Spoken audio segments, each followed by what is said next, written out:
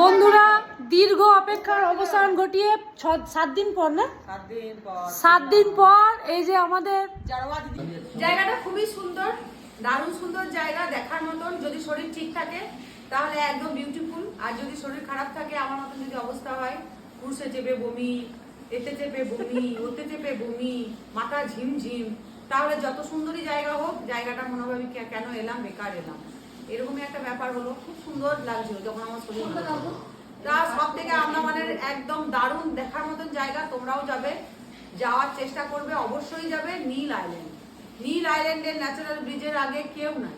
একদম দারুণ লেগেছে আমার, খুব ভালো লেগেছে, এত সুন্দর জায়গা। অনেক কিছুই হলো, দিদি ঘুরে এলো, বেরিয়ে এলো। এরপর আমরা ছিলাম দিদির এই ঘরের পাহাড় আঘাত। তা আমি বলতে চাইছি যে তুমি যে এত কিছু ঘুরে এলে, তাহলে আমাদের জন্য কি হাত পেতে পায়? ওইখানে ওরাই মাল নিয়ে এসে বিক্রি করে, ওদের নিজস্ব কোনো উৎপাদন নাই। ওরাই মাল এখান থেকে নিয়ে যায়, নিয়ে ওখানে ঢালে, নিয়ে বিক্রি করে। সেইখানের মাল আমি এখানে দীঘাতে যে একটা ব্যাগ দেখেছি যেটা 100 টাকা দাম, সেখানে আন্দামানে গিয়ে দেখছি ওটা 500 টাকা দাম। আমি কিসের জন্য আন্দামান থেকে বয়ে ব্যাগে করে, ফ্লাইটে করে, কষ্ট করে বয়ে নিয়ে আসবো আমি 500 টাকা দিয়ে ব্যাগটা?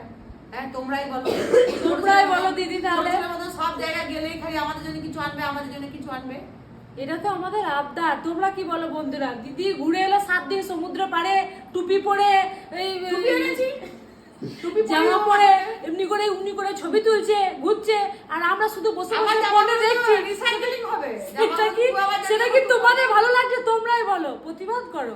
কিছু একটা না জানলে তুই পড়বি, এই না তো, তাহলেও একটা গিফটের দরকার। হ্যাঁ, ঘর আগুলার একটা গিফট অবশ্যই। তাহলে বাইরে থেকে কিনে এনে দেবে, খাইয়ে দেবো। তাহলে সেটা সেই খাওয়ানোটা হবে বিরিয়ানি। হ্যাঁ, বাস তাহলেই হবে। এটাই যথেষ্ট। সুস্থ হ্যাঁ, অবশ্যই। না, কিনে খাবো।